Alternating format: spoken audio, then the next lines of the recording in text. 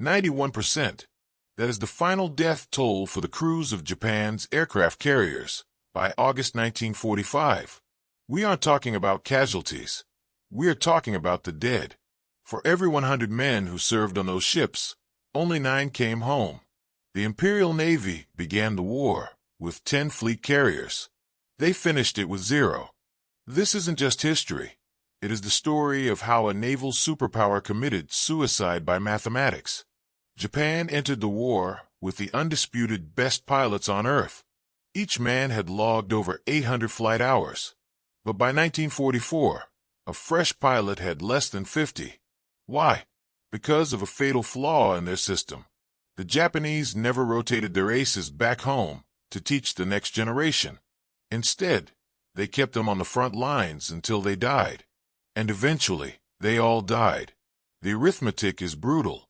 At the Battle of Midway, Japan lost 4 carriers and 322 planes. But the hardware didn't matter.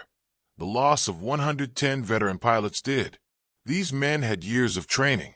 Japan was only graduating 200 new pilots a month.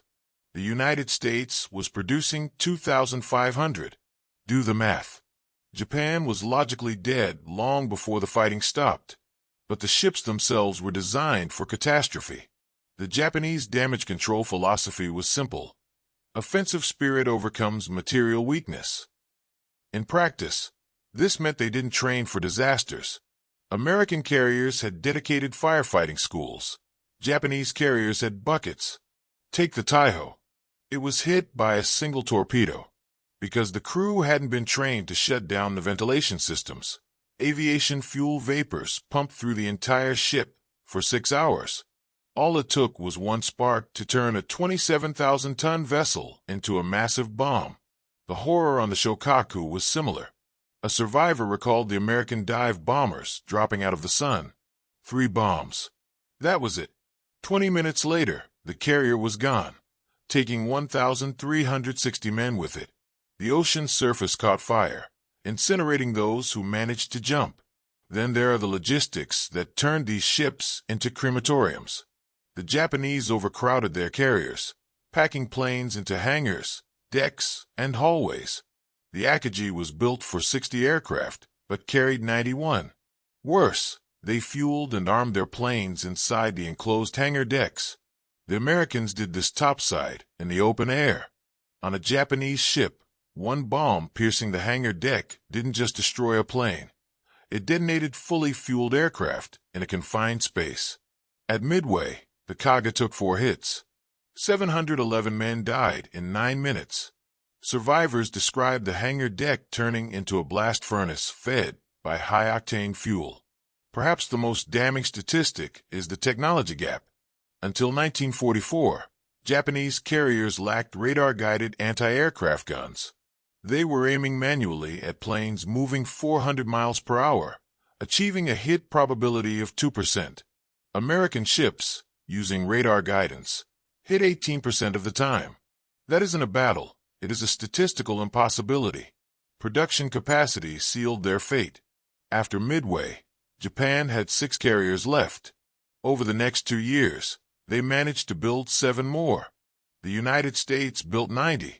In 1944 alone, Japan launched 1 carrier. America launched 19. Japan was fighting industrial output with fighting spirit. Spirit lost. By the time of the Great Marianas Turkey Shoot, the training collapse was total. American pilots now had 300 hours of flight time. Japanese pilots had 30 hours, mostly in gliders to save gas. They couldn't even land on a carrier in calm water, let alone in combat. The result was a massacre. Japan lost 3 carriers and 450 pilots. Only 43 pilots were rescued. The kill ratio was 13-1.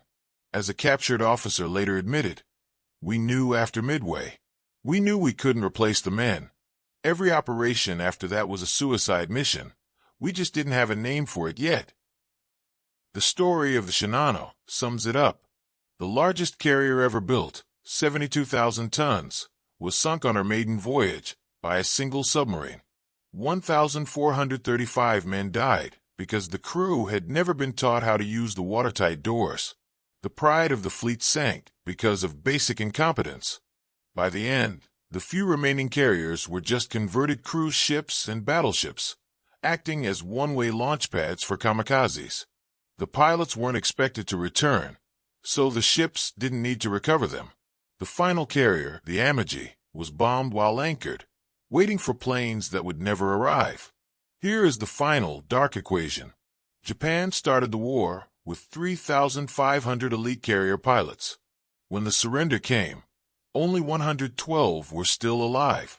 The aircraft carrier revolutionized warfare, but for 25,000 Japanese sailors, they became steel coffins. The Imperial Navy didn't just lose a war.